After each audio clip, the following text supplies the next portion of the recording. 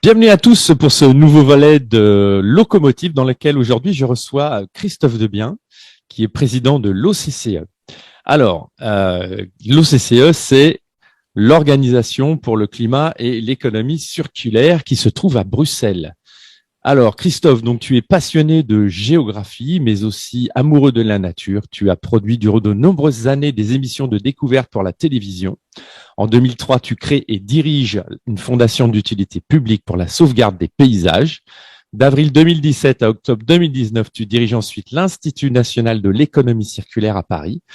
On peut dire que l'économie circulaire, c'est ton dada et que l'écologie et l'environnement font partie de ton ADN. Christophe, bonjour. Bonjour, bonjour. Merci de me recevoir en tout cas. Juste, je mets un petit complément sur ce que tu viens de dire. Je suis à la base ingénieur cartographe et passionné D'accord. par les sciences géographiques, qui était mon métier originel. Et c'est vrai que j'ai dérivé un petit peu sur la télévision, enfin un petit peu beaucoup, sur des émissions à grande écoute. Et j'ai pu voyager à travers le monde de façon assez intense, ce qui m'a permis de découvrir à la fois le monde, l'environnement, mais aussi ce qu'était à l'époque le développement durable et bien entendu dans euh, le déroulement logique de ce qu'était le développement durable, l'écologie et l'économie circulaire également. Voilà. Merci pour ces précisions, Christophe. Est-ce que tu peux nous résumer un petit peu succinctement l'OCCE? Qu'est-ce que c'est? Qu'est-ce qu'elle fait? Parce que là, j'ai juste donné euh, la signification du mot OCCE. Est-ce que tu peux nous en dire un petit peu plus sur cette organisation? Bien sûr, c'est une organisation européenne qui est basée à Bruxelles et qui travaille autour de l'économie circulaire et du climat.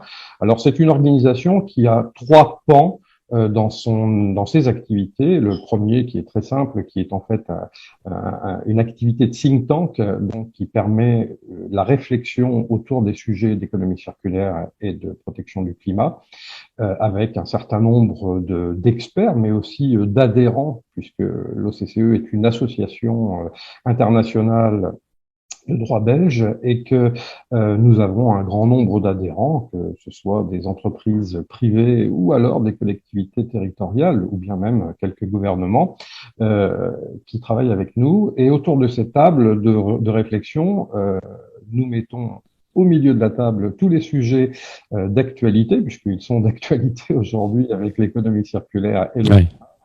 pour pouvoir avancer sur ces réflexions. Ça, c'est le premier pan. Deuxième pan, c'est de l'action tank, c'est-à-dire qu'on va sur le terrain, on se déplace avec un certain nombre d'experts pour aller rencontrer d'autres experts dans d'autres endroits du monde et puis créer une espèce de symbiose autour de ces sujets-là pour en développer de façon scientifique les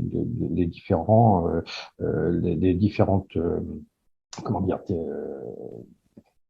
pardon, les différents pans et Oui.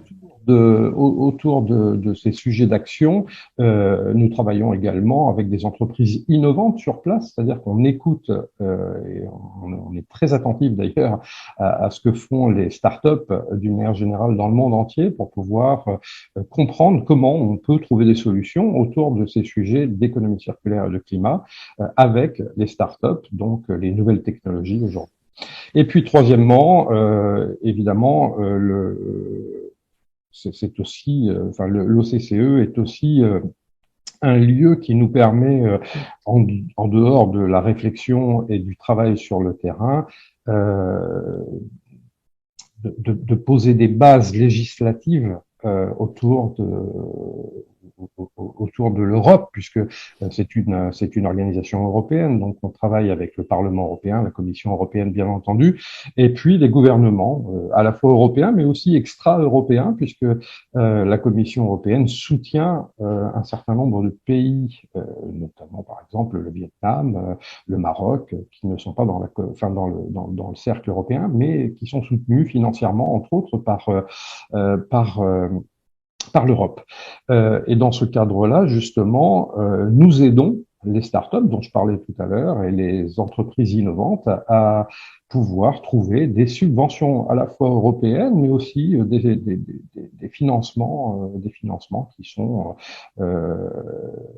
fournie, on va dire, par un certain nombre de fonds d'investissement qui nous suivent de très près à Bruxelles. Voilà. À Bruxelles et ailleurs, mais notamment à Bruxelles.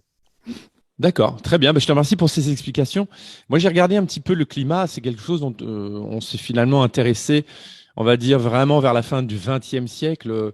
En 1970, par exemple, on avait des experts qui nous alarmaient sur un refroidissement de la planète. Et puis finalement, plus on va remonter dans le temps jusqu'à aujourd'hui, plus on est en train de nous dire que la planète se réchauffe, que ça va être catastrophique, que les eaux vont monter de 15 mètres.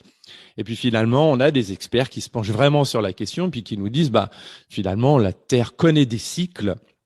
Et depuis 1850, on a pu mesurer, par exemple, que il y a un réchauffement d'1 degré par siècle. Alors on est loin de toutes ces de toute cette communication alarmiste. Toi, ton point de vue là-dessus, quel est-il? En effet, notre planète, depuis son existence, vit un certain nombre de cycles qui oscillent de façon plutôt régulière entre réchauffement et glaciation, tel un graphisme d'électrocardiogramme, pardon, mais Ouais. dans un espace temporel établi sur 4,5 milliards d'années, c'est-à-dire depuis son existence. L'instant T, c'est-à-dire l'instant humain, et notamment d'une vie d'un homme, n'est que d'une centaine d'années, pour arrondir. Donc, on n'est pas tout à fait sur la même temporalité. Étant donné que l'homme a tendance à tout rapporter à son propre cycle de vie, il est vrai qu'en tenant compte des éléments scientifiques établis sur 200 ans, on va dire, nous ne pouvons que constater que nous sommes bien actuellement dans une phase de réchauffement de la Terre. Ça, c'est une évidence. Et en fait, l'humain, comme tous les êtres vivants d'une manière générale, se sont en effet toujours adaptés aux évolutions climatiques et aux catastrophes naturelles. Et quelquefois même, certaines espèces vivantes ont disparu de la surface de la Terre pour réapparaître sous d'autres formes. Alors ça, c'est dans le cadre de transformation de ce qui est dit d'une manière générale. C'est-à-dire qu'effectivement, on a un réchauffement qui s'opère, mais ce réchauffement, il est basé sur une temporalité de 4,5 milliards d'années. Comme c'est cyclique, ça monte et ça descend, mais ça veut dire que sur un instant T, celui de la vie d'un homme, on peut s'alarmer. Alors effectivement, on s'alarme assez facilement, ce qui n'est pas forcément la meilleure solution. Alors en tout cas, depuis une quinzaine d'années, il faut savoir que le réchauffement dont on parle n'est pas si important que ça. C'est-à-dire que effectivement, il y a quelques degrés qui montent, mais depuis 15 ans, la courbe est plutôt, enfin pas la courbe, mais le diagramme est plutôt non pas à la baisse, mais plutôt stagnant. Voilà. Oui, parce qu'on nous a alarmés sur ce qui se passe au Groenland, mais si je remonte dans l'histoire de l'humain, au Groenland, on se souvient des Vikings qui cultivaient des terres là-bas, et donc ce qui semblerait vouloir nous dire, d'après des experts, que le Groenland était une terre beaucoup plus verte qu'elle n'est aujourd'hui, que s'il y a une fonte des glaces comme c'est le cas finalement, comme tu viens de le dire, c'est on obéit à des cycles. Et est-ce qu'on peut dire que c'est la faute de l'homme moderne et de l'industrie moderne si on connaît ce réchauffement? Parce que c'est ce qu'on a l'air de nous dire. Et derrière, on nous vend tout un tas de techniques justement pour éviter cette catastrophe annoncée. On ne changera pas le rythme naturel de la Terre, c'est-à-dire qu'effectivement, ce cycle va continuer et il y aura réchauffement et glaciation sur encore des milliards d'années, vraisemblablement, si la Terre n'explose pas ou n'implose pas, je ne sais pas. Mais en tout Mm. cas, oui, alors quand tu dis on nous vend ces solutions-là, enfin pas des solutions d'ailleurs, mais plutôt on nous fait des propositions sur ce que va être la Terre dans quelques années, le climat et les changements climatiques. Oui, c'est un peu vrai parce que en fait, on ne sait pas. Aujourd'hui, on ne sait pas. Ce sont des suppositions basées quelquefois sur de la science et quelquefois sur du doigt mouillé, on va dire. Ouais. Et c'est pas toujours c'est pas toujours vrai. Je dirais qu'il y a une part de vérité dans le discours officiel, et puis il y a une part de mensonge également pour moi parce que la science nous prouve un peu le contraire. Donc c'est un peu difficile à dire. Par contre, aujourd'hui, face aux catastrophes naturelles, nous luttons avec les moyens du bord. C'est tout ce que l'on peut dire. C'est le combat de David contre Goliath. Donc, oui, mettons-nous en force de retrouver des possibilités pour essayer de parer à toutes ces catastrophes naturelles euh, qui sont présentes sur la Terre, hein, et de plus en plus d'ailleurs, est due à un changement climatique, mais un changement climatique, on va dire, normal, logique. Euh, Essayons de positiver plutôt que d'apeurer les populations, comme on l'a fait d'ailleurs par ailleurs dans un domaine sanitaire. Oui, je suis assez d'accord avec toi. Effectivement, il était temps de tirer un petit peu, de faire le bilan sur nos consommations, nos façons d'émettre des déchets, nos façons peut-être de les réutiliser ou pas. Mais effectivement, tant qu'on n'avait pas posé un cadre et qu'on ne s'était pas dit, bon, là, les gars, va falloir faire quelque chose parce que c'est plus possible d'émettre autant ou de ne pas savoir quoi faire des déchets, de les envoyer comme ça à la nature, ça, c'est plus possible. Alors, on a mis en place ce qu'on a appelé la Blue Economy, l'économie circulaire. Est-ce que tu peux nous en dire plus dessus? Parce que je sais que c'est un sujet, tout le monde sait ce qu'on a tous entendu parler d'économie circulaire, mais en fait, si on ne met pas son nez dedans, c'est quelque chose qu'on ne comprend pas parce que c'est tellement technique, il y a tellement de choses, on est noyé un petit peu. Est-ce que toi, tu peux pour nos auditeurs, vulgariser un petit peu la chose et nous expliquer en quoi consiste cette économie bleue, cette économie circulaire. Oui, bien sûr. Alors, en fait, juste une petite aparté, c'est que lorsque j'étais directeur de l'Institut national d'économie circulaire à Paris, nous travaillions de pair euh, avec le gouvernement et notamment le ministère de l'écologie, enfin la transition écologique. Mmh. J'étais donc autour de la table avec notamment la secrétaire d'État de l'époque, Brune Poirson, qui a mis en place cette nouvelle loi enfin une nouvelle loi pour anti-gaspillage et économie circulaire, pour l'économie circulaire. Et dans le cadre de ces travaux que nous avons menés pendant quelques années, euh, nous avons opéré un petit sondage, donc ça remonte maintenant à 3-4 ans, et ce sondage dans le grand public était très simple, c'était de savoir ce que voulait dire économie circulaire dans la rue. Oui.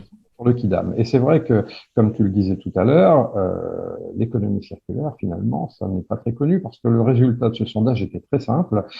Les gens, en majorité, ont répondu blanchiment d'argent. C'est-à-dire 65% des réponses que nous avons eues, c'était blanchiment d'argent. Pourquoi blanchiment D'accord. d'argent? Tout simplement parce qu'économie représente argent et circulaire, l'argent qui tourne, donc machine à laver, donc voilà, blanchiment d'argent. Et c'était même catastrophique parce que on s'est rendu compte que finalement ce terme-là n'était pas populaire, que comment faire adhérer une population autour de ce thème-là de l'économie circulaire qui n'était pas connu, il fallait apporter en fait des solutions de communication qui n'ont pas d'ailleurs toujours été simples à apporter et qui ne sont toujours pas réglées pour moi, mais en tout cas, bon, c'est vrai que les gens s'y intéressent de plus en plus parce qu'il y a de la publicité dans ce sens qui passe en télévision de plus en plus et que les gens commencent à se poser des vraies questions. Mais c'est vrai que l'économie circulaire était un terme un peu barbare, un peu inconnu et qui doit encore se développer dans l'esprit de chacun. Alors, juste pour te donner une définition, je vais essayer de la donner la plus simple possible pour bien comprendre ce qu'est l'économie circulaire. Oui. C'est tout simplement passer d'un modèle de réduction d'impact à un modèle de création de valeur. Voilà, j'espère que c'est suffisamment clair. En tout cas, c'est concis et j'espère que c'est compréhensible. Est-ce que, en fait, l'économie circulaire, moi j'ai trois questions. Ça sert à quoi? C'est la première. Est-ce que tu as des exemples? Comme ça sera plus parlant pour nos auditeurs. Et est-ce que c'est créateur d'emplois? Parce que voilà, j'ai entendu plein de choses là-dessus. Est-ce que tu peux nous en dire plus? Alors, la première question, à quoi sert cette économie circulaire? Alors, par exemple, mettre en place l'économie circulaire d'un produit, c'est intégrer de nouvelles lignes de production, optimiser sa conception, depuis la matière jusqu'au design, en passant par des nouveaux systèmes constructifs, démontables, réversibles et réemployables. Voilà, ça c'est un exemple d'économie circulaire dans un produit, dans une chaîne de production. Et je pense que c'est une définition qui résume globalement ce qu'est l'économie circulaire. Alors ça s'applique dans toutes les activités du quotidien et notamment dans les professions que l'on rencontre au quotidien, hein, le BTP, la grande consommation, etc., etc. Mhm. L'économie circulaire, tu parlais de création d'emplois, l'économie circulaire réduit la pression sur les ressources naturelles, comme tu le sais, ce qui est essentiel pour atteindre un objectif de neutralité climatique et stopper la perte de notre biodiversité. Mais elle permet également une croissance significative du PIB. Ça, c'est important parce que on peut dire que finalement, c'est avant d'être créateur d'emplois, c'est une croissance, c'est une croissance d'un pays, c'est la croissance des pays de manière générale. Et quant à la création d'emplois, effectivement, c'est important de souligner qu'on peut évaluer à 700 000 les nouveaux emplois autour de l'économie circulaire, créés par l'économie circulaire d'ici à 2030. C'est une évaluation qui a été faite donc par un certain nombre d'organismes gouvernementaux, mais aussi privés, donc qui se sont. En fait, l'économie circulaire, ça nous oblige, ça oblige les industriels et les entreprises, les start-upers, etc., à réfléchir sur leur impact qu'ils vont laisser sur cette planète, c'est-à-dire plutôt que d'aller chercher des matières premières à l'autre bout du monde, dont on sait que l'impact en termes de pollution va être énorme, c'est de réfléchir à est-ce que je peux peut-être contacter une entreprise qui émet tel ou tel déchet, moi les récupérer et transformer ces déchets pour justement mon utilisation. J'ai vu des exemples en Hollande où des entreprises se sont regroupées entre elles parce qu'elles utilisaient les mêmes courants d'eau et il y en a une qui utilisait l'eau pour refroidir des machines, etc. L'autre récupérait l'eau parce qu'elle en avait besoin, je ne sais plus, pour une papeterie, quelque chose. Une fois que l'eau avait été utilisée, bien, elle resservait une troisième entreprise, etc., etc. C'est ça. Donc, c'est vraiment, voilà, comme tu dis, une réflexion autour de comment je peux faire avec des matières premières qui sont peut-être juste à côté de chez moi plutôt que d'aller les acheter à l'autre bout du monde. Et puis, ça va du coup aussi, comme tu dis, créer des emplois puisque il y a aussi des entreprises qui vont être spécialisées peut-être pour aller aider les entreprises qui ont ces besoins-là et leur dire, voilà, regardez à côté de chez vous, il y a tel ou tel type d'entreprise. Tant qu'on est dans cette économie-là, c'est-à-dire une réduction des coûts, où est-ce qu'on en est dans la programmation, tu sais, l'obsolescence programmée, voilà, chercher mes mots. Où est-ce qu'on en est dans l'obsolescence programmée de tout ce qu'on fabrique? Parce que ça aussi, ça a été une grande question qui a été abordée et on en est où aujourd'hui en 2022? Alors, le terme d'obsolescence programmée renvoie à un ensemble de techniques qui visent à diminuer la durée de vie des produits, comme tu le sais, et par conséquent à en accélérer le renouvellement. Mm. Ça veut dire qu'on est on était dans une société, ça commence à évoluer un petit peu, dans une société je fais de l'extraction de ressources, je produis, je vends, je consomme et je jette. Et aujourd'hui, on n'est plus dans cette consommation, donc avec l'économie circulaire, on tente à déplacer un peu le système, en tout cas à le transformer, à changer de paradigme. Et dans ce cadre-là, c'est vrai que l'obsolescence programmée est en train de perdre pied puisque aujourd'hui l'obsolescence programmée est punie par la loi. Par exemple, un téléphone portable dont la batterie aurait été soudée lors de la fabrication, Comme c'était le cas il y a encore pas longtemps, hein. c'était le cas il y a encore quelques années, quelques Mm. petites années. Euh, donc, lors de sa fabrication, c'est un exemple technique d'obsolescence accélérée, dite, qu'on appelle par défaut une obsolescence fonctionnelle. Et une pièce défaillante Et c'est tout l'appareil qu'il faut changer. Donc en fait, tu dois te rappeler, hein, les téléphones, effectivement, avec les batteries soudées, lorsque la batterie était foutue, il fallait changer le téléphone, il fallait en acheter un autre. Mm. Donc là, on est vraiment dans un système de surconsommation qui ne permet pas de réutiliser les ressources, et donc on rentre Et en même temps, excuse-moi de te couper, en même temps, ce qui était quand même bizarre, parce que moi, je me souviens des tout premiers téléphones portables, les batteries étaient extractables et on pouvait juste racheter une batterie avant que dans les années 2000, 2000, allez, 2010, un truc comme ça, on a commencé à souder les batteries, 2005, 2006 par là, je crois. On a commencé à souder les batteries, ce qui était quand même assez nouveau. L'apparition, surtout avec l'apparition des smartphones, hein. Moi, ça a été le changement que j'ai vu s'opérer. Donc peut-être au niveau des dates, je suis pas bon, mais les tout premiers smartphones, notamment l'Apple 3, etc., les batteries étaient soudées. Et ça a apparu là, en fait. Oui, complètement, complètement. Mais comme je disais tout à l'heure, l'obsolescence programmée aujourd'hui est punie par la loi. C'est-à-dire que dans la loi économie circulaire qui a été promulguée en 2019, il y a donc un article qui punit les entreprises qui font de l'obsolescence programmée sur l'ensemble de leur production. J'avais une question concernant l'économie justement circulaire. Est-ce que c'est pas un petit peu trompeur? C'est-à-dire qu'aujourd'hui, on sait qu'il y a certaines matières qu'on ne peut pas recycler. Il y a certains plastiques, par exemple. On sait qu'il y a deux grandes familles de plastiques qu'on peut recycler et puis pas les autres. Par exemple, les batteries de ces fameuses voitures, j'ai envie de dire tout ce qui est véhicule électrique, les panneaux solaires. Voilà, ça, c'est toujours été le truc. Qu'est-ce qu'on fait de ça quand c'est HS? Comment est-ce que c'est recyclé? Est-ce qu'on sait les recycler? Est-ce que tu peux nous en dire plus? Alors, c'est vrai on est parti rapidement sur des systèmes novateurs entre les plastiques, euh, transformation des plastiques, les panneaux solaires, les batteries véhicules électriques, parce qu'il fallait partir sur quelque chose Oui, nouveau et puis qu'il fallait trouver des solutions. On a essayé de les trouver trop vite. Moi, c'est ce que je reproche un peu au système écologique aujourd'hui, c'est-à-dire qu'on réfléchit à mon goût pas assez pour aller un peu vite sur des réflexions portées un peu comment dire, à la va-vite.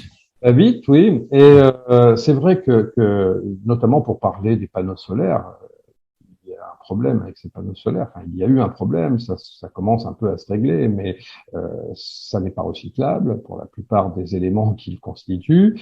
On les enterre lorsqu'ils ne sont pas recyclables et qu'ils ne fonctionnent plus. Donc, les mettre dans le sol, je suis pas sûr que ce soit la meilleure chose pour l'écologie. En ce qui concerne les batteries des véhicules électriques, alors de plus en plus, ces batteries deviennent recyclables en partie. Certaines tendent à respecter des normes pour être recyclables à 100%, de plus en plus. Mais pourquoi sommes-nous partis sur des véhicules électriques aujourd'hui, notamment avec des aides d'État, voilà, qui se sont mises en place assez rapidement? Oui, comme pour les panneaux solaires, on reçoit quotidiennement, je sais pas toi, mais moi je le vois quasi tous les jours. Le gouvernement vous aide à acheter des panneaux solaires. Bien sûr, parce qu'on veut développer toutes les énergies durables enfin les énergies vertes, dites vertes, autour de ces systèmes d'écologie. Alors, le problème des batteries de véhicules, c'est d'abord un problème de recyclage, donc parce que toutes ne le sont pas hein, recyclables. Puis à côté de ça, il faut produire de l'électricité pour rouler avec des véhicules électriques. Ça s'arrête pas juste au recyclage, ça s'arrête aussi à la réflexion. Bien sûr. Aujourd'hui, on voit bien le problème. On en parlera peut-être un peu plus loin, c'est possible dans le dialogue, mais euh, je, je, on est confronté à des crises énergétiques aujourd'hui, Ouais. alors qui sont dues à des tas de phénomènes, dont problème de conflit entre notamment la Russie et l'Ukraine, et puis des répercussions à cause des sanctions portées à la Russie. Et puis, euh, pourquoi on force les gens à acheter des véhicules électriques? Enfin, moi, c'est une question que je pose. Hein. Mhm. J'ai pas forcément la solution, mais c'est une question que je pose. Pourquoi force-t-on les gens à acheter des véhicules électriques alors qu'en fait, l'électricité, on a du mal à la produire. On nous dit qu'on va couper l'électricité vraisemblablement dans des périodes d'hiver parce que les centrales nucléaires ne sont pas, soit n'ont pas été réhabilitées pendant la crise sanitaire, soit parce que nous n'avons pas assez d'électricité en France et qu'il faut en produire pour d'autres pays. Enfin, c'est un peu compliqué. Donc, on nous dit d'abandonner les énergies fossiles, bien sûr, mais les énergies fossiles, les remplacer par de l'électrique fournie par des centrales à charbon, je suis pas sûr que ce soit plus écologique. Donc, je pense qu'il y a des questions, des vraies questions à se poser à ce niveau-là. Alors, je ne détiens pas la vérité ni les réponses, mais je pense que ça mérite d'y réfléchir de façon un peu plus approfondie d'une manière générale. Oui, je te rejoins là-dessus, parce que bon, on a fermé Fessenheim en France. Qu'est-ce qu'on a proposé à la place? Voilà, on avait quand même une industrie électrique leader, en tout cas, ce qui concerne le nucléaire. Alors, le nucléaire, c'était pas super, c'était moche. Il y a eu toute une campagne dans les années 80 contre le nucléaire, je me souviens. Du coup, l'Allemagne a fermé aussi des centrales nucléaires. Elle fabrique des centrales à charbon. Euh, on est un petit peu dans tout et son contraire. Lors de la COP26, par exemple, tout avait l'air d'être signé à l'avance. Tout le monde allait adhérer à on arrête le charbon, les énergies fossiles. Et puis, il y a un petit gars de l'Inde qui a levé la main et qui a dit, bah, moi, je suis désolé, messieurs, mais je ne suis pas d'accord avec vous, donc je ne vais pas voter à l'unanimité. On ne pourra pas avoir l'unanimité là-dessus. Parce que moi, dans mon pays, on a découvert une centaine de mines de charbon qu'on va exploiter parce que on n'a pas les moyens de faire autrement, on n'a pas les moyens d'acheter de pétrole, on n'a pas les moyens d'acheter de l'énergie nucléaire. Donc, il faut savoir que chez nous, on a, je crois qu'ils ont 100 000 ou 1 million ou 100 000 enfants par an qui décèdent parce que dans les régions les plus reculées, ils n'ont pas accès à l'électricité. Et aujourd'hui, les pays pauvres sont obligés d'accéder à l'électricité s'ils veulent s'enrichir. Et pour accéder à l'électricité, très souvent, ils ont des mines de charbon qu'ils se doivent d'exploiter. Sinon, c'est juste vital. Oui, oui, il n'y a pas besoin de remonter enfin de descendre plutôt jusque dans les Indes. Ça n'est pas vraiment utile parce qu'il suffit d'aller juste en Allemagne, hein, Ouais. ou en Pologne, hein, pour comprendre qu'en fait les centrales à charbon sont ouvertes et permettent de produire de l'électricité, alors que effectivement lors des COP on essaye de faire en sorte que les gouvernements s'accordent à stopper les énergies fossiles, à mettre en place des systèmes qui permettraient d'aller plus à même vers une écologie on va dire, zéro CO2. Il y a des aberrations qui sont conséquentes aujourd'hui dans tous les pays du monde. Hein. Ça ne s'arrête pas qu'à l'Allemagne et à la Pologne, hein, effectivement en Inde, mais aussi dans d'autres pays. En France également, puisque Barbara Pompili, ministre actuelle de la transition écologique, a annoncé qu'effectivement, on serait certainement obligé de réouvrir deux centrales à charbon en France pour pouvoir produire de l'électricité. Et on nous fait des leçons de morale autour de l'écologie pour nous dire, messieurs et mesdames et messieurs plutôt, il va falloir économiser votre énergie, baisser votre chauffage, ne roulez plus en voiture, évitez de consommer telle ou telle chose. Mais il y a un manque de réflexion j'ai du mal à comprendre ça, Ouais.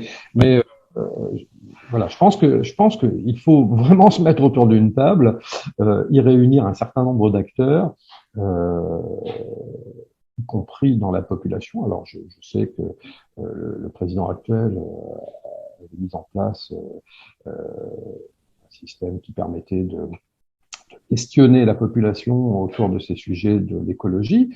Bon, ça a été un peu chanté, si j'ai bien compris, et du coup, on se retrouve avec des aberrations totales autour de l'écologie. On on nous parle d'écologie, mais en fait, l'écologie aujourd'hui, elle n'est pas, elle n'est pas aux portes de nos pays européens. Hein. Elle est encore très loin, enfin à mon goût en tout cas. Hein. On est très loin de la vérité. Oui, puis en plus, on peut aussi constater un manque d'exemplarité de la part de tous ces gens qui nous disent qu'il faut faire attention. Ils viennent à la COP 26 ou à la COP 21, ils viennent en tout cas dans toutes ces réunions en jet privé, ils sont peut-être un ou deux à bord. On a vu notre Premier ministre aller voter en utilisant un jet. Alors bon, après, moi, ma réflexion, c'est mettons autour de la table de vrais scientifiques qui ont fait de vraies recherches, parce qu'encore une fois, qui nous dit que nos émissions de CO2 sont dangereuses pour la planète? Est-ce que ce sont les mêmes qui nous disaient que dans les années 80, les aérosols étaient dangereux parce que ça faisait augmenter c'était des gaz à effet de serre qui faisaient ce fameux trou dans la couche d'ozone? Haroun Tazieff, alors, il me semble, ministre de je ne sais plus quel ministère, avait commandé des études auprès de chercheurs et il a reçu une trentaine d'études sur son bureau et pas Oui, une avait montré par A plus B que c'était dangereux. Donc, il avait explicitement dit, bah, écoutez, moi, à part vous faire acheter des bombes aérosols avec cette gentille norme, on voyait la petite planète bien entourée, il dit, il n'y a aucune preuve scientifique de ce qu'ils avancent. Alors, est-ce qu'on en a encore là aujourd'hui, justement, avec le CO2? c'est difficile à dire parce que en fait, on ne nous dit pas tout. Voilà. Mais par contre, pour Aaron Tazieff, c'est vrai que c'est un bon exemple. Moi, j'ai eu la chance de le connaître, de le rencontrer, de travailler un peu avec lui. C'était quelqu'un d'extraordinaire, une bible. Alors, il a été controversé sur un certain nombre de ses dires, de ses annonces officielles. Mais en fait, je pense que quelque part, il avait raison. Il y avait d'ailleurs à l'époque des débats entre Cousteau, Arun Tazieff, Théodore Monod, enfin des gens qui voilà qui étaient à la fois des scientifiques mais aussi des baroudeurs et des aventuriers qui ont parcouru la planète entière pour connaître et reconnaître en fait ce qu'il s'y passait. Je pense qu'aujourd'hui, on manque de gens comme ça. Je pense qu'on manque de gens comme ça. On manque de gens qui peuvent apporter une parole de vérité. Donc, je pense qu'effectivement, il est nécessaire de faire vite, de se mettre autour d'une table, d'y associer des scientifiques, des baroudeurs, des gens qui connaissent un peu ce qu'est la planète et de pouvoir travailler, évidemment, avec les gouvernements. Je pense que les gouvernements doivent aller dans ce sens-là, doivent forcer un peu la main de tous ces gens-là pour pouvoir connaître ce qu'est l'écologie aujourd'hui, parce que euh, l'écologie aujourd'hui, c'est malheureusement plus un moyen politique de pression sur les peuples qu'autre chose. Enfin, Ouais. ça, c'est mon opinion. Moi, je pense qu'il serait préférable d'essayer de proposer des modèles alternatifs d'écologie positive et aussi progressive, en rupture totale avec une écologie essentiellement punitive. Il faut construire un système de référence à l'écologie par une adhésion collective simple et surtout pas séparative, en dehors de tous les mouvements qui sont isolés et clivants. Et surtout, en ce moment, on le voit bien. Oui, moi je suis assez d'accord avec toi. Je pense qu'il faudrait réunir un conseil des sages dans lequel, comme tu dis, il y aurait des hommes d'expérience qui auraient baroudé sur la planète, qui justement peuvent dire, bah moi j'ai vu ça et j'ai constaté ça, avec des scientifiques qui disent effectivement, la science nous dit que et on a vérifié que. Plutôt que d'avoir, là aujourd'hui, on a le GIEC. Alors le GIEC, c'est ce groupement qu'ils ont voulu d'experts, mais en fait, ce qui est drôle, c'est que ce nom de GIEC en anglais, c'est, si je dis pas de bêtises, je regarde mes notes. Euh, il s'appelle le Intergovernmental Panel on Climate Change, donc l'IPCC. Et l'IPCC, à aucun moment, nous dit que ce sont des experts. Alors là, on nous avance qu'il y a des experts au GIEC qui nous alarment tout le temps, qui nous disent qu'il y a une montée des eaux, une fonte des glaces, qu'on va mourir, qu'on va, d'ici 2030, ils nous promettent que si on ne change pas nos habitudes d'ici à 2030, on aurait 3 ans, je crois, à continuer de vivre comme ça. Donc, à chaque fois, on est dans des discours alarmistes avec finalement, au bout du compte, zéro solution, zéro argument réel et posé de la part de scientifiques Parce que quand on fait appel justement à des scientifiques, et je vais citer Monsieur Christian Gérondeau, qui a sorti un excellent bouquin Eh oui. à ce sujet, qui s'appelle Les 12 mensonges du GIEC, où lui, il se place quand même comme un expert, c'est quelqu'un qui a vraiment de l'expérience, et il explique, il énumère les 12 mensonges énormes du GIEC. Oui, oui, alors j'ai vu ce livre et je l'ai lu, très intéressant. Alors, sur le principe, j'adhère facilement à ces théories-là, mais bon, dans le GIEC, il y a aussi des gens sérieux, hein. Oui, bien sûr. Il y a des gens sérieux, il y a quelques scientifiques, effectivement. Je suis pas sûr euh, qu'effectivement, ce soit une forme de positivité, c'est-à-dire qu'on est plus dans le catastrophisme. Alors, Ouais. je comprends qu'on ait envie de faire peur aux gens pour leur faire prendre conscience que c'est urgent, qu'il va falloir faire vite et euh, que la planète souffre. Mais ce qu'il faut se dire avant tout, c'est que en fait la planète ne risque rien. La Mm. planète ne risque rien. C'est l'humanité qui risque beaucoup, parce que en fait, si on ne prend pas conscience que il faut sauver l'humanité avant de sauver la planète, c'est là qu'il y a une erreur, c'est là que l'erreur est faite. Et puis en plus, l'enjeu, c'est d'abord de prendre du recul. On ne doit plus opposer des collectivités humaines, entreprises, citoyens et retrouver une holistique. Il faut retrouver Ouais. cette holistique, voire même retrouver une certaine harmonie entre l'ensemble. Mm. Il y a un vrai manque en fait. On est sur de l'opposition aujourd'hui. On oppose les gens. On oppose, par exemple, les scientifiques à la population et on fait de l'écologie punitive et restrictive.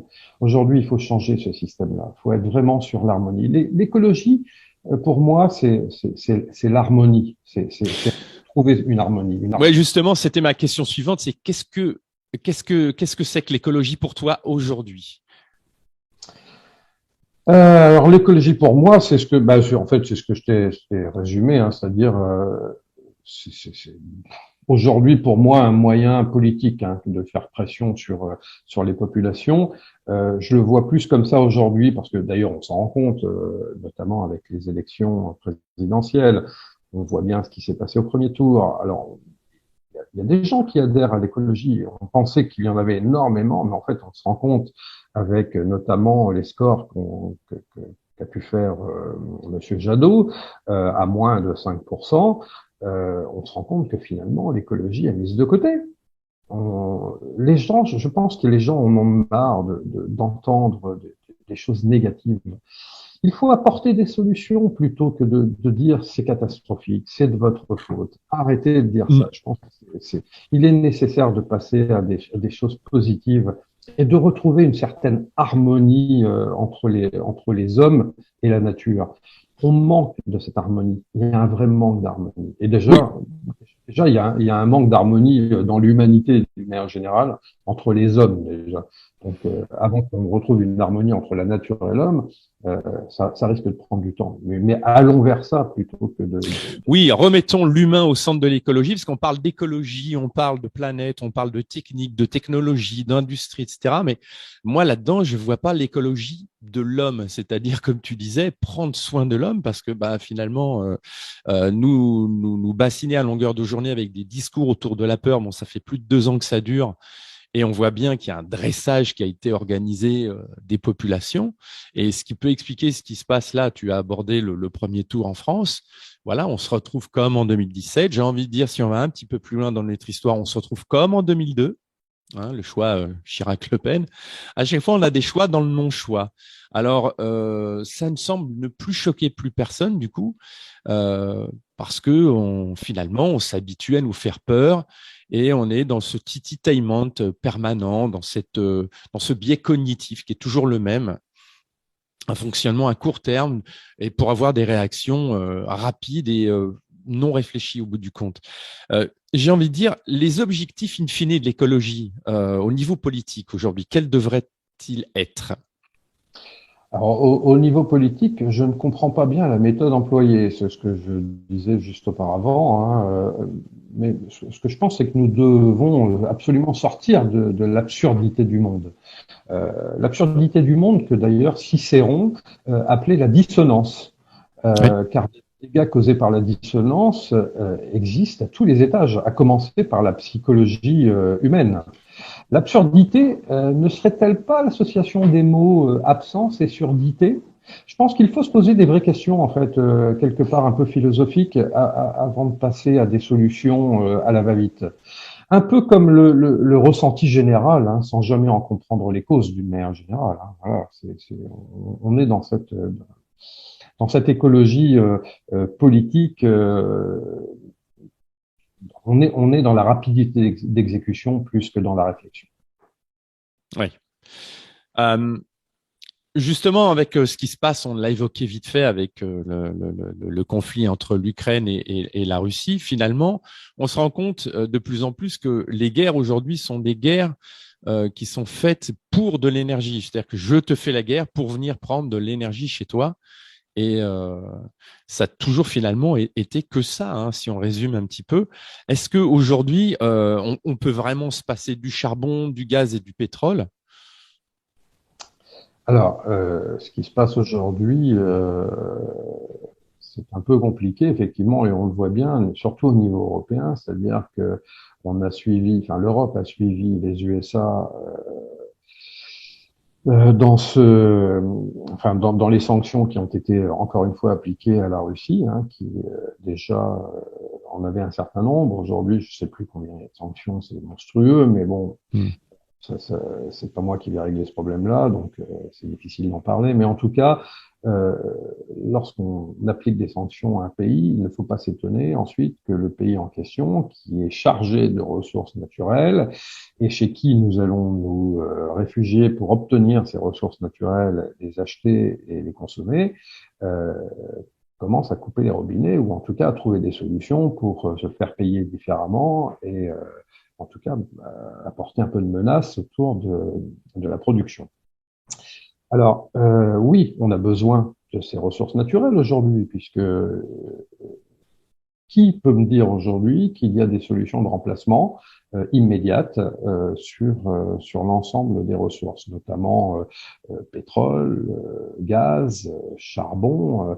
C'est un peu compliqué là. Hein. Alors la France a la chance de n'avoir qu'une vingtaine de pourcents d'importation de gaz depuis la Oui. Russie. Par exemple, l'Allemagne, qui est à près de 50% de sa consommation sur l'importation de gaz russe, ça va poser problème.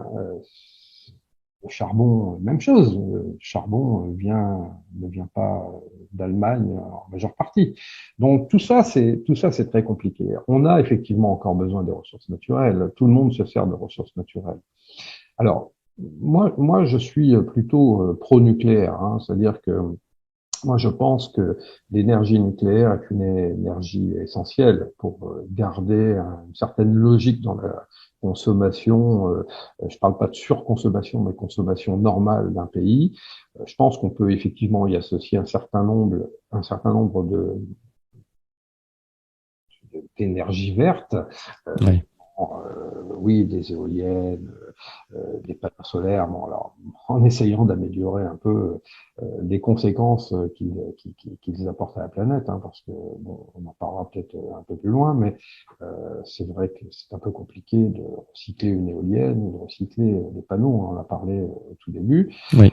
Euh, je pense que ni la France, ni l'Allemagne, ni les pays d'Europe d'une manière générale sont prêts à se passer d'énergie ressources, de ressources naturelles, hein, telles le pétrole, tel le charbon ou encore le gaz. Je ne vois pas Hmm. aujourd'hui comment c'est possible. Peut-être que dans les 15 ou 20 ans à venir, il y aura des solutions différentes, ou en tout cas des producteurs différents de ceux de la Russie, mais là aujourd'hui, je pense qu'on part à la catastrophe là. Là, on part à la catastrophe. Si on Oui, continue parce à restreindre, ça va être difficile là.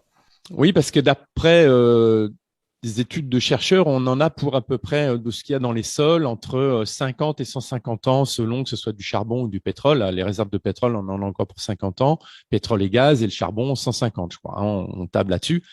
Des ressources connues à aujourd'hui. C'est-à-dire que en 1973, lors du premier choc pétrolier, on nous annonçait la fin du pétrole, qu'il n'y en avait plus, qu'il fallait absolument faire la chasse au gaspillage et puis commencer vraiment rapidement à réfléchir parce qu'il n'y avait plus rien. Et puis entre-temps, bon, bah, on a bien vu que là, on a découvert d'autres gisements et puis il y a encore plein d'autres gisements à découvrir. Donc là, voilà, pour ces énergies fossiles, entre 50 pour le gaz et le pétrole et 150 ans pour le charbon connu à ce jour. Maintenant, on parlait des éoliennes. Alors revenons-en aux éoliennes. On nous a vendu l'électricité propre, l'électricité jolie, verte, qui se marie bien dans le paysage. À mon goût, c'est une horreur. Ces immenses hélices qui produisent de toute manière, on ne sait pas stocker apparemment l'électricité qu'elles fournissent. On les a vues à l'arrêt pendant la crise Covid. Bon, voilà, elles ne servaient à rien, sauf vraiment à enlaidir tout ce paysage. Et comme tu dis, qu'est-ce qu'on en fait? Alors, l'éolien, le panneau solaire, est-ce que c'est l'avenir? Est-ce qu'il faut continuer d'investir là-dedans, sachant les scandales qu'il y a eu autour de l'éolien notamment? Alors, pour revenir sur ce que tu disais, c'est vrai que dans un cadre paysager, on peut on peut critiquer facilement les éoliennes parce que elles moirent le paysage. Hmm. Dans certains endroits, on va dire que ça apporte une certaine poésie. Euh, une certaine poésie parce que, comme les moulins à vent modernes, on peut prétendre qu'effectivement, les éoliennes sont belles à regarder. C'est vrai que devant un village classé ou alors devant une montagne magnifique, un sommet magnifique, ça casse un peu le paysage et c'est malheureusement terrible de voir ça. En ce qui concerne le recyclage des éoliennes, j'en parlais tout à l'heure rapidement. Le Ouais. recyclage des éoliennes, ça par contre, pour moi, c'est assez catastrophique parce que ce qu'il faut savoir déjà pour mettre une éolienne en place, c'est qu'on a besoin de plusieurs centaines de tonnes de béton coulé dans le sol par éolienne. C'est-à-dire, je crois que c'est 400 tonnes, je vais peut-être dire une bêtise, parce que je l'ai plus en tête. Mhm. Mais 400 tonnes de béton coulé dans le sol, donc dans la nature, pour tenir l'éolienne droite. Et évidemment, ce béton, on ne peut pas l'enlever une fois que l'éolienne a disparu. C'est-à-dire qu'une fois qu'elle est tombée, on l'a retirée, le béton restera dans la nature. Là, déjà, c'est pas terrible. Oui. Ensuite, lorsqu'on décide d'enlever une éolienne, soit parce qu'elle ne fonctionne plus, donc sa durée de vie. Est-ce qu'on connaît, justement, je te coupe, mais est-ce qu'on connaît la durée de vie d'une éolienne aujourd'hui? Tu as des chiffres, toi? Parce que moi, je ne sais pas du tout. Certaines entreprises, ça pourrait durer une cinquantaine d'années. Selon d'autres, c'est une vingtaine d'années. Alors, on va dire qu'on va moyenner à une trentaine d'années, grand maximum, à mon avis. Mais a priori, il y a des changements qui se font même tous les 15 ans, dans certains cas. Donc, tout dépend en fait de l'exposition du paysage et du climat, quelquefois aussi. Donc, bon, on va moyenner à 25-30 ans. 25-30 ans. Mais Ouais. ça veut dire que lorsqu'on démonte une éolienne, il faut la découper. On peut réutiliser le mât. Le mât est recyclable. Alors peut-être pas à 100%, mais il est recyclable. Par contre, les pales, qui sont gigantesques, les 3 pales d'éoliennes, c'est gigantesque. On les découpe en 3 ou en 4 morceaux, puis on les enterre dans le sol. C'est-à-dire on les met, on les enterre. Donc ça, je suis pas certain que ce soit Et très écologique non plus. Donc alors, voilà. je vais faire une petite parenthèse. Et Christophe, est-ce qu'on ne pourrait pas les réutiliser? Je veux dire, elles sont faites en quelle matière ces pales? Alors, si elles ne sont pas recyclables, c'est que la matière est très Ouais, particulière et je n'en ai pas du tout d'accord. je connais pas. Je peux pas le dire parce que je ne connais pas suffisamment bien en tout cas. Donc je vais dire des bêtises. Mais par contre, il y a un autre problème, c'est la batterie, puisque Hmm. tout le système interne lié à l'électricité. Et ça, c'est difficilement recyclable également. C'est-à-dire qu'on est sur un système qui finalement est très compliqué à recycler d'une manière générale, et en plus, non seulement détruit un peu le paysage dans certains cas, mais bousille les sols avec le béton. Donc, alors c'est une solution. Il faut pas se leurrer. Il faut apporter des solutions à tous les problèmes. Donc, ça peut être une solution. Je ne pense pas, à titre personnel, que ce soit la solution idéale pour remplacer tous les systèmes existants. Mais c'est une solution, on va dire, une option qui peut être, bien Oui, entendu. parce que j'ai lu la rentabilité ou l'utilisation, on va dire, de ces éoliennes. Je crois qu'au max, on doit être à 10% de l'électricité, c'est ça, à peu près? Aujourd'hui, oui, c'est à peu près ça. C'est à Mm. peu près ça. Donc, quand on entend dire qu'on arriverait facilement à 80% dans les 50 ans à venir, enfin même pas les 50 ans à venir, les 30 ans à venir, là, je pense que là, c'est du rêve. C'est même de l'utopie, là. C'est de Mm. l'utopie. Je ne vois pas comment c'est possible. D'autant qu'on demande aux gens d'acheter des véhicules électriques. Si chaque ménage français achète un véhicule électrique euh, d'ici 5 ans ou 10 ans, alors là, bon courage pour fournir l'électricité toute la France avec des éoliennes à 80%. Et encore, tu es optimiste parce que tu parles d'un véhicule par ménage. J'ai envie de dire qu'aujourd'hui, on est à deux, voire trois, hein, puisqu'on a des enfants qui restent de plus en plus longtemps chez leurs parents. Donc, c'est très souvent qu'on voit trois véhicules devant, voilà, quasiment par foyer, j'ai envie de dire maintenant. En tout cas, deux, c'est sûr. Donc, imagine le parc qu'il faut. Pour là, on voit des pubs en ce moment d'Engie qui nous disent qu'ils sont en train de construire des points de relais justement pour recharger nos voitures. Je ne sais pas où est-ce qu'ils vont puiser toute cette électricité au détriment de qui. C'est-à-dire que je passe avec ma voiture, tu passes derrière, on recharge et du coup on prive d'électricité peut-être tu vois un ménage. Comment on va rééquilibrer le truc quoi? C'est de la consommation. Alors, si on fait tourner les usines à charbon, enfin les centrales à charbon pour ça, après tout, pourquoi pas, mais ne parlons plus d'écologie. Arrêtons de Ouais. parler d'écologie parce qu'il y a pas d'intérêt, il y a pas d'intérêt du tout. Maintenant, s'il y a des solutions dans un monde meilleur, voilà, qu'on trouve les bonnes solutions, pourquoi pas, hein, je suis pas contre les véhicules électriques, je suis pas passionné, mais je suis pas contre. C'est sûrement une solution à partir du moment où on a la solution de base, c'est-à-dire l'électricité verte. Disons, on est quand même vachement limité avec ces véhicules électriques, hein. En moyenne, c'est 400, 500 kilomètres, pas plus. Et je me dis, si on pousse tout le monde gentiment vers l'utilisation de ce genre de véhicule, est-ce que ça ne veut pas dire que finalement, dans un avenir pas très lointain, que toi et moi aurons peut-être la chance ou la malchance de vivre, on nous dira, bah voilà, monsieur, vous pouvez pas aller au-delà de 500 kilomètres parce que, ben voilà, c'est comme ça. Vous avez, on parle de passe.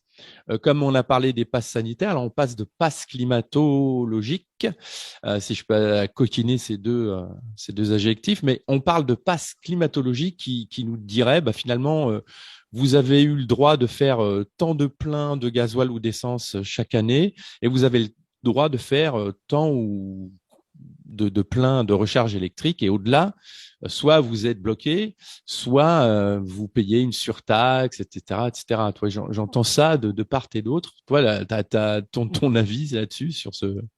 Oui, là on est dans l'ère du pass. Depuis un peu plus de 2 ans, on commence à y réfléchir très sérieusement. Bon, moi qui suis, enfin, qui travaille avec l'Europe, on sait pertinemment qu'il y a un passeport numérique qui est déjà prêt de principe, hein, Ah oui, il est quasiment voté, je crois, hein. et c'est ça, et du coup, qui intégrera un certain nombre de données personnelles. Alors, notamment les données sanitaires, mais ça, on a déjà eu l'avant-goût de ce que cela pouvait apporter. Et puis, on pourra y intégrer effectivement tout un tas d'autres choses nous concernant à titre personnel, et notamment nos déplacements, notre alimentation, Hmm. nos finances. Oui, si on fait du sport ou pas. Et puis, bon, bah, ça a été évoqué au World Economic Forum de Davos, hein, ce passe climato, hein. Tout à fait. Hmm. Et je pense enfin, on se dirige vers cela. Hein. Euh, je pense qu'on est en plein dedans là et qu'on y va à grands pas. Alors, euh, moi, ça m'alerte et c'est vrai qu'à titre personnel, je suis pas friand de ce genre de nouveautés, mais euh, a priori, il y a beaucoup de gens qui s'y habituent, hein, comme on peut le voir d'ailleurs un peu partout surtout en Europe d'ailleurs. Et quand on voit le nombre de gens qui aujourd'hui encore portent le masque, pour rester dans un domaine que l'on Ouais. connaît bien depuis 2 ans, portent le masque alors qu'en fait, voilà, ça n'est pas ni obligatoire ni à mon humble avis utile. Et ceux dans la rue et quelquefois même chez eux ou dans leur voiture et tout seul. C'est inquiétant de voir à quel point certaines personnes adhèrent à des nouveautés qui sont restrictives de liberté, quoi. Et le pass, pour moi, en fait partie, parce que si on ne nous autorise plus à bouger, et notamment à voyager, à notre contenance, je, pour moi, c'est une restriction de liberté. Ouais, là, on commence à le voir, hein. De toute manière, on voit que pour bientôt voyager en Europe, il faudra ce système de passe électronique pour pouvoir prendre l'avion et voyager ne serait-ce qu'en Europe. Et puis, donc nous, population, on va être restreint. Par contre, on voit bien que les élites, elles font ce qu'elles veulent. Elles vont voter en avion, elles vont chez le boucher en avion. Tu vois, c'est encore une fois, on sent qu'ils sont en train de hop, hop, hop, hop. Voilà. Euh, Ça s'appelle deux poids, deux mesures en voilà. France. Ouais, deux poids, deux mesures. Ouais, c'est vrai que c'est le grand truc. Eh bien, je vais finir avec ma dernière question. Mon petit doigt m'a dit, Christophe, que tu es en train d'écrire un livre ou que tu avais fini d'écrire un livre. Est-ce que tu peux nous en dire plus? Oui, je peux essayer d'en dire plus. Euh, oui, alors je suis en train d'écrire un livre avec le secrétaire général de l'OCCE, hein, Olivier Fex, qui est à la fois un ami mais aussi un collaborateur. Euh, Mhm.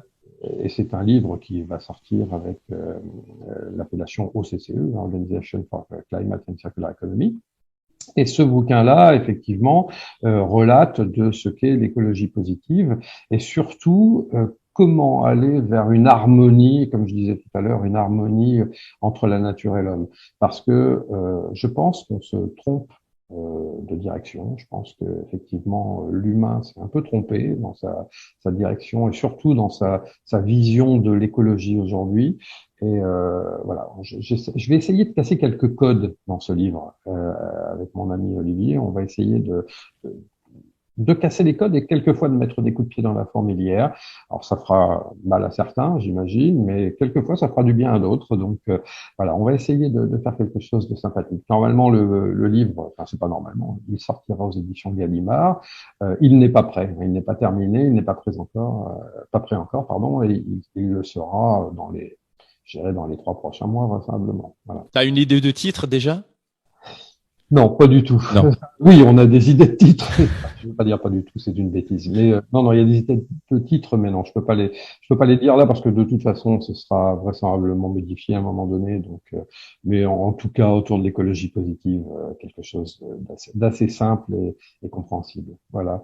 Et puis par ailleurs, je crée aussi en ce moment un site internet qui s'appelle plusbellemater.fr, qui va prochainement voir le jour dans les 2 mois à venir, maximum. Et ce site nous permettra d'associer 3 thématiques fortes de ce qu'est l'environnement, à savoir la biodiversité, qui Mhm. qui sera traité par un grand photographe animalier, mais aussi un photographe de nature qui est français, et puis également la santé. Alors la santé, mais notamment la santé vue par les médecines douces et les médecines Les médecines naturelles? merci. Et puis le troisième thème autour de l'environnement plutôt général, mais axé sur l'économie circulaire et le climat, dont je m'occuperai évidemment puisque c'est un peu ma partie. Et ce site-là nous permettra aussi de faire des conférences en direct ou non en direct, mais des conférences avec des experts reconnus dans le monde entier pour comprendre ce que sont ces thèmes-là aujourd'hui et le développement que nous pouvons en faire dans les années à venir pour une meilleure vie, une meilleure harmonie. Oui, remettre finalement l'humain au centre de cette écologie, au centre de la planète, puisque finalement, on n'est que, comme tu disais, on n'est que des locataires sur ce caillou. Et Oui. il s'agirait de pas l'oublier. Et effectivement, comme tu dis, je pense que l'écologie euh, positive, c'est-à-dire d'aider les gens à comprendre pour ceux qui ne le comprendraient pas, euh, ces changements d'habitude, ces changements de comportement, ne tombons pas dans une société où là, pour le moment, on n'est que là-dedans, punitive et restrictive et qui toujours nous prend pour des enfants. Si tu fais ça, je te donne ça. Si tu fais pas ça, tu auras droit à ça. En tout cas, Euh, j'ai j'ai envie de citer une phrase de Saint-Exupéry qui disait, et à bon escient avec le thème, qui disait nous n'héritons pas de la terre de nos ancêtres, mais nous l'empruntons à nos enfants. Et je pense que ça résume bien en fait ce que ouais. doit être l'écologie et surtout la manière de penser, la réflexion à porter autour de l'écologie, mais surtout encore une fois autour de l'harmonie entre la nature et l'homme et replacer effectivement, comme tu le disais toi, très bien, l'humain au cœur et au centre de l'écologie. C'est important. Bien, Christophe, je te remercie pour cet entretien. Je te dis à bientôt. On peut te retrouver sur le site de l'OCCE, c'est ça? Et complètement, c'est www.occe.eu. Et voilà, ce sont mes activités. Voilà, en tout cas, je préside cette association internationale qui fonctionne plutôt très bien et voilà, qui nous amène vers un monde meilleur. En tout cas, nous l'espérons et nous allons faire en sorte de réussir.